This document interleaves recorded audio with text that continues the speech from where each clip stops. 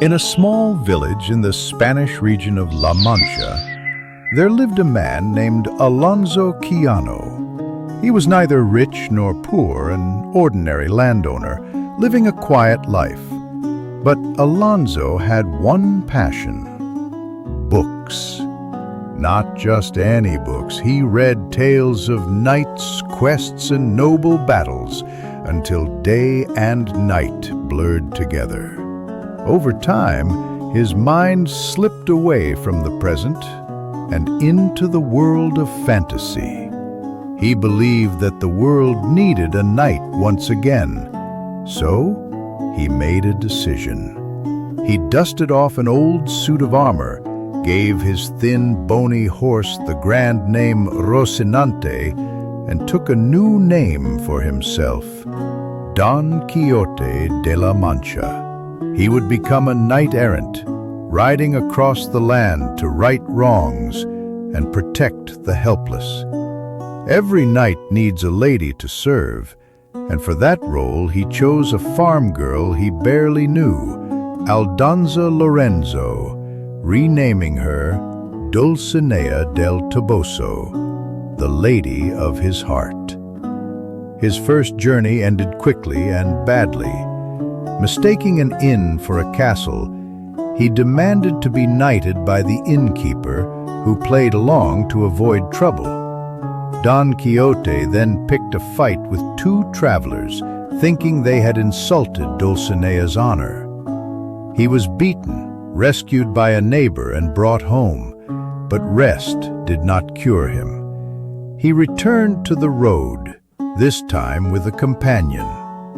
Sancho Panza, a simple farmer, agreed to become his squire, lured by promises of a governorship. While Don Quixote dreamed of honor and dragons, Sancho hoped for land and a better life. Together, they wandered the countryside. One morning they came upon a field of windmills. Don Quixote saw giants. He lowered his lance, shouted a challenge, and charged. The windmill's sail caught him, hurled him through the air, and left him lying on the ground. But he believed the enemy had used magic to defeat him. This was the rhythm of their journey. Each encounter turned into an adventure. A group of criminals being marched to prison, Don Quixote set them free. They thanked him by beating him. A puppet show for children? He attacked the puppets, convinced they were real warriors. A barber's shaving basin. He declared it the legendary helmet of Mambrino. But not all was foolishness. In every absurd act, there was a trace of something deeper. When he freed those chained men, he believed he was fighting injustice. When he defended unknown women, he believed he was protecting honor. He lived by the code of a world that no longer existed, but one he refused to let die. Eventually, their misadventures drew attention. A duke and duchess, hearing of Don Quixote's madness, invited the pair to their castle. They played elaborate tricks to fuel his fantasies. They made Sancho governor of a fake island. Surprisingly, Sancho ruled with honesty and good sense, until the game wore thin and he gave up the position willingly. Meanwhile, Don Quixote continued to seek glory.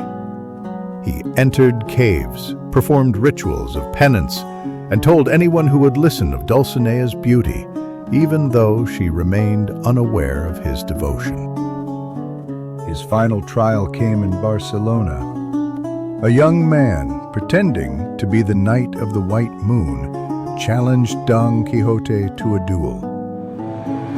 If he lost, he would have to return home and abandon knight-errantry. Don Quixote accepted and was defeated. He kept his word, said farewell to the road, and rode back to La Mancha. Back home, something changed. His strength faded. His mind, once full of fantasy, cleared. Lying in bed, he called himself Alonso Quijano once more. He confessed that the nightly tales were only stories. He asked forgiveness from those he had troubled. Sancho, heartbroken, begged him not to give up.